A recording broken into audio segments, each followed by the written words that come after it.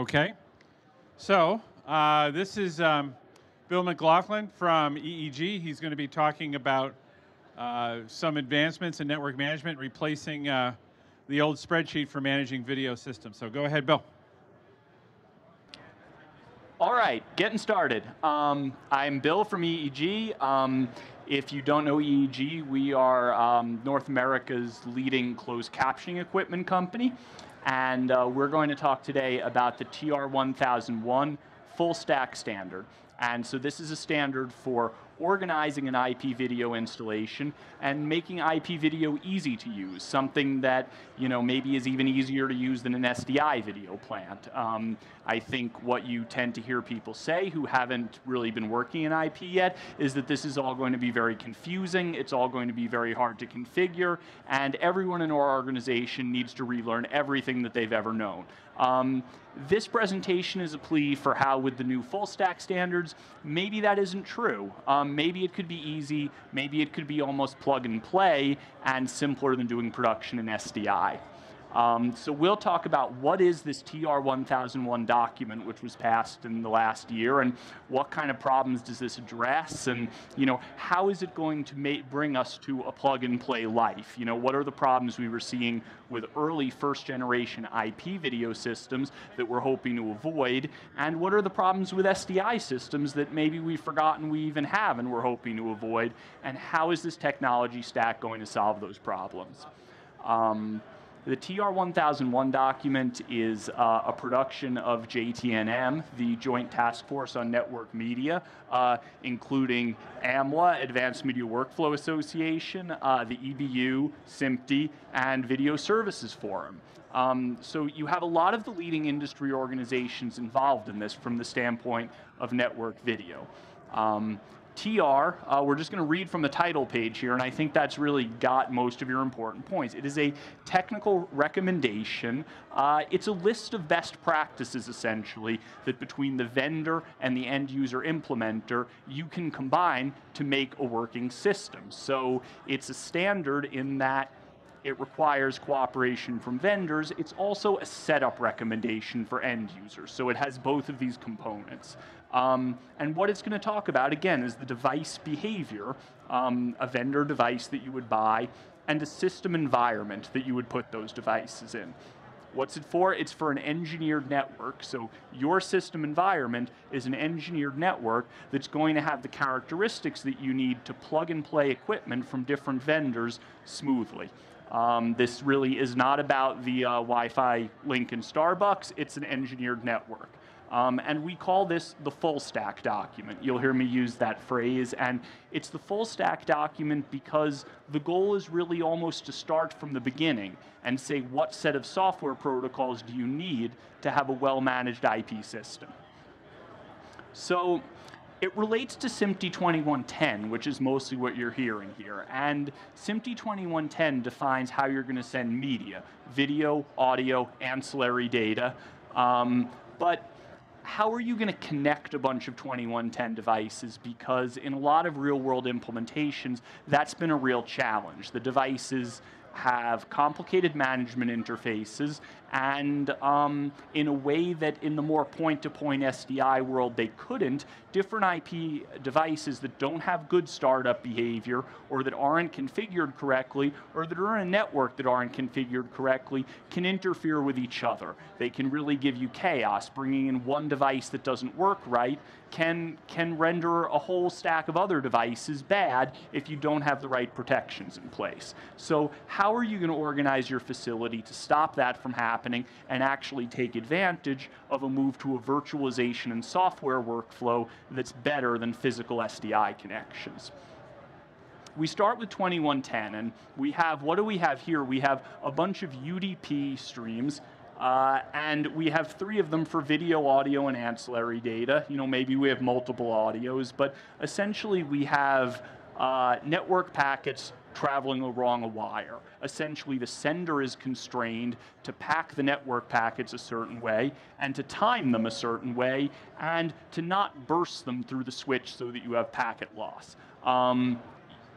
That's essentially what the standard says you have to do. It also says you have to describe your transmission in an SDP file. How is it available? That's outside the scope of the standard. So, right, a lot is outside the scope of the standard. This is a document from the EBU, and this is supposed to be a minimum stack to build and manage. And essentially green is where they think we're like already really doing well. And yellow is not totally deployed in a lot of current generation things. Red is we're working on it. Let's put it charitably and say we're working on it. So where does 2110 really live? That stack is media transport. It's what's going over the Ethernet, and to some extent, time and sync, how you're synchronizing different 2110 streams. So what isn't that covering? Okay, discovery and connection. We need these devices to be in a list that shows you what devices you have and to be able to connect one device to another device. That's a TR1001 and AMLA NMOS issue. Configuration and monitoring, we begin to cover that in TR1001. We have DHCP. We have a requirement that devices take pings in order to make sure they're healthy. We have a system resource that allows you to amalgamate system logs. So we're beginning to tackle configuration and monitoring. Security, there is a different set of requirements coming out. It should be noted that things like the security of the HTTP APIs, the handling of keys and credentials, that's mostly not covered even in TR1001. So there's a lot of work to do. Again, SMPTE 2110, the point of the spear, a lot of where our focus is, but not the full stack. So TR1001 brings us this media node, which is able to send out 2110 data and sync to PTP through the media network. Again, that's that green tip of the pyramid. And what we're bringing into that with TR1001 is the addition of a couple of new statements. So let's look at this. There's two media networks, so we're using 2022-7 redundant sending of the media. They're on two different subnets. They each have independent PDP. They each have DHCP. There's also a control network. The control network also can assign an IP address through DHCP, and it can get a DNS server through DHCP. And that DNS server is then going to be the key to finding a lot of the other system information. The system is going to have an ISO4 registry, and it's going to have information discoverable from the registry or from another system resource on DNS that's going to get you the PTP settings like the domain ID and the announce intervals.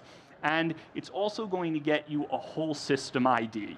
And what that's going to solve the problem for you is basically when you plug a new device into this system, if it's a camera or a caption encoder or anything else, should it resume the settings it had last time it was powered on? That's the effect we expect broadcast behavior to have. You power cycle it, it comes back and starts running. Or is it a brand new box purchased from the vendor that's never been in your network before, and essentially to start streaming media out of it on default addresses is insane. So therefore, it's going to recognize I've never been connected to the system with this UUID before, and I'm going to disable my transmitters. I'm not going to try to lock my receivers. I'm going to wait for instructions from my registration server. So the list of things that goes wrong when you're not doing these things, those probably all seem like very simple ideas, and this is technology that's everywhere. But if you look at the list of things that would go wrong when you don't do that, we've hooked up the widget to the network, right? You can't ping it. So I don't know, is it healthy, is it not healthy, is it connected to the right port on the switch, is the switch running at the right speed, is that SFP broken, is the fiber bad? I don't know, I can't ping it one way or the other. Let's make sure at least when the device is up, it accepts a ping. Let's ask that as a minimum. The device won't lock to PTP. Again, is the domain ID wrong? Is it not on the right network? You need to have a fixed set of ways to do that. When you have that, you could hope for a media output stream. Now, all of these things are worse in the IP domain because you can trample on other equipment and devices. If you've taken on the same static IP address as another thing on the network, you're both broken now.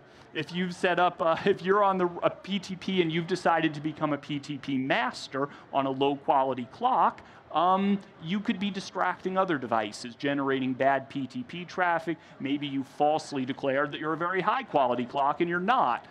Again, you're making a problem for all of the devices on the network.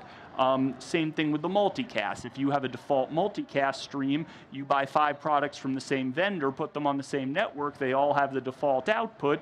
You know, now you're pushing 5 different video signals on the same multicast. You have a serious problem. So it's important to standardize how these equipment are going to work if you want to have a plug-and-play system. So again, with our DNS and DHCP system and our connection to an ISO 5 registry, we automatically get a valid IP address. We auto-discover PTP domain. We're also never going to try to be a master clock. We're in slave-only mode. That's written in the document. We're going to transmit media on an appropriate multicast that's been assigned by the ISO 5 server, or if we're in a new system UUID, we're not going to make a multicast transmission at all until we hear what we're supposed to do. It's very difficult to guess a great multicast. But you're going to pop up quickly once you do all this in ISO 4 database, and then you can use a controller to connect the device's transmitters and receivers as you need them. DNSSD, we've talked about that. DHCP, right? Again, the system resource for PTP settings. The system resource gets you a system UUID, letting the device know if it's a new environment or the same environment. And NMOS ISO 4 and ISO 5. So, you know, these are the main technologies that we're bringing together and just trying to put in a document, you know, essentially everything that should be supported to create this plug-and-play system. So, maybe IP could be not so confusing because how does SDI work? I think that, you know, I've had a lot of conversations with people at this show. IP, it's too difficult, it's too confusing. Please don't bring it near me because it's going to hurt me. But you know, what does your SDI plant really look like here? You know, you probably, you have a spreadsheet that has all the IP addresses of the devices, another spreadsheet that shows where they're connected to on the video router. You have a Visio diagram showing a logical workflow that probably uses a bunch of logical names that could also be tracked through these spreadsheets. There's a rack elevation that shows where all this equipment lives, and basically this is all kind of static, human-oriented print documentation that in a lot of workflows doesn't really is a map and doesn't correspond to the real world unless it's kept updated very, very well.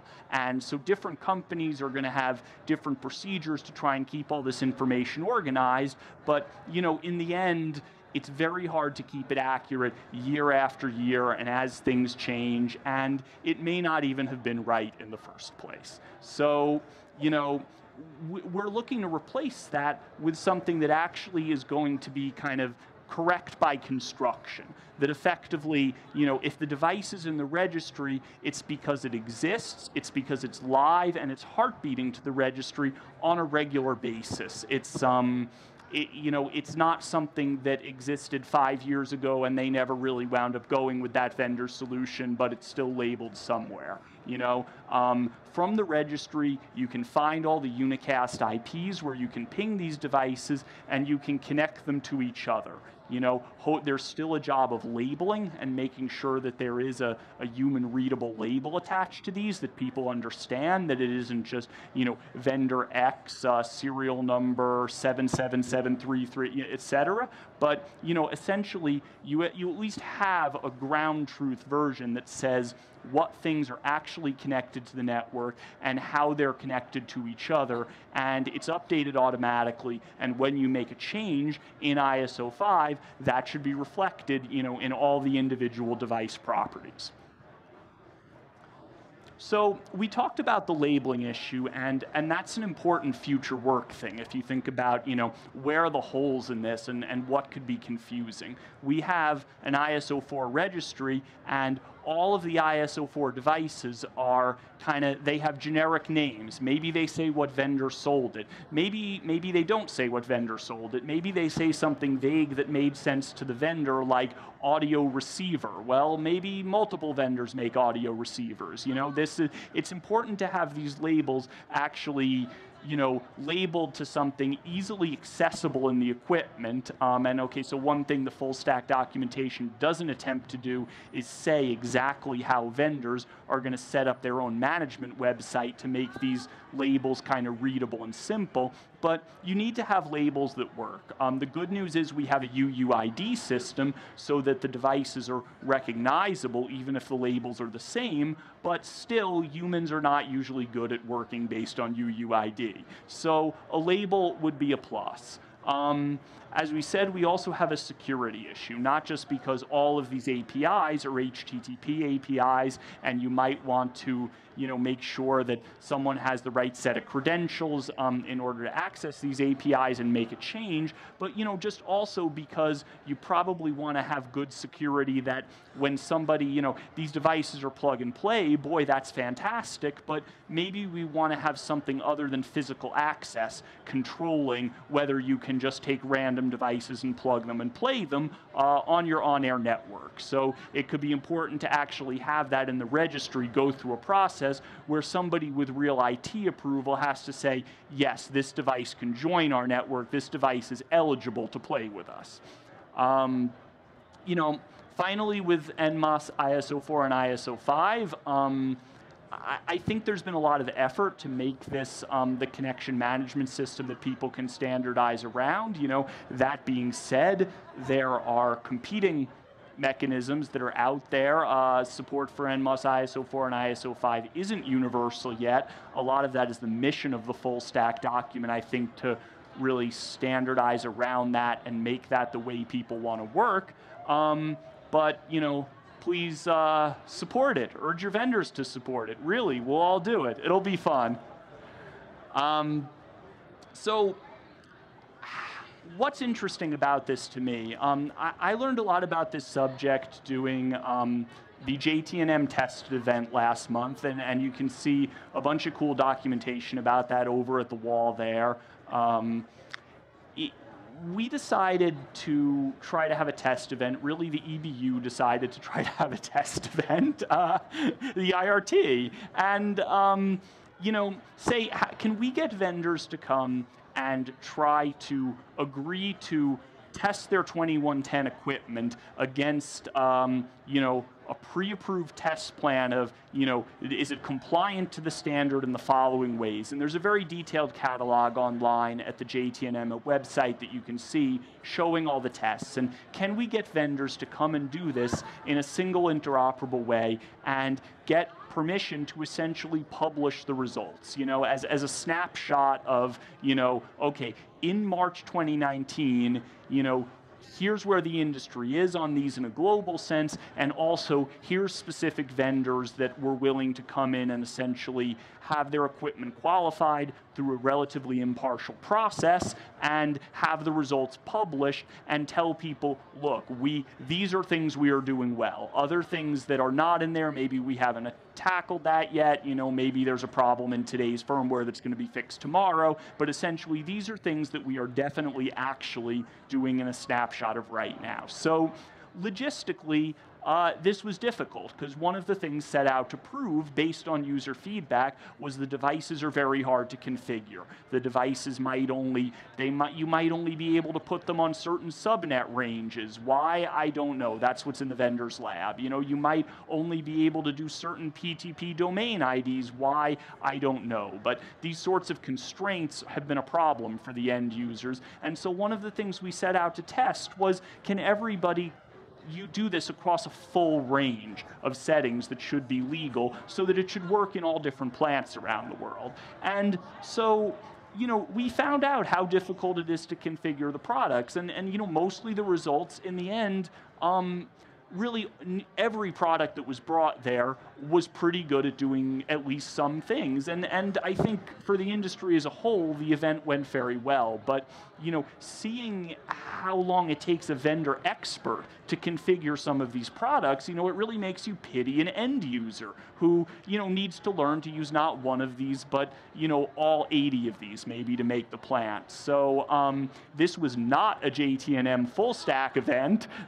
There was not DHCP. There wasn't ISO 5, and everything was configured manually. And I think, in my opinion, the biggest single problem seen was not lack of compliance with the 2110 Essence standard, but difficulty in configuration. And so that is the problem that hopefully in a future tested event, we're going to mandate the full stack, and none of this is going to happen. All of the boxes are just you're going to plug the fiber in, and you're going to be good to go. And hopefully, in the end user can have that experience too. So that's my plea to you. Thank you. Thanks, Bill. We have time for a couple questions, if anybody has anything. So where do you see some of the new NMOS features impacting the kind of work that you guys do, the captioning and things like that? What do you see as being a big impact of it? Yeah, I'm going to be talking again on Thursday and about the closed captioning standard specifically, and I think having the captions be separately routable through ISO 5, which is kind of also what we're showing in the full stack demo over there, is something that I think is an interesting game changer, and I think Andrew's presentation was showing that a little just before too, showing essentially that if you take ancillary data and instead of having to encode that directly into the VANC signal for 10 video streams, you can basically be routing just that standalone multicast to a bunch of different receive points. That's very cool.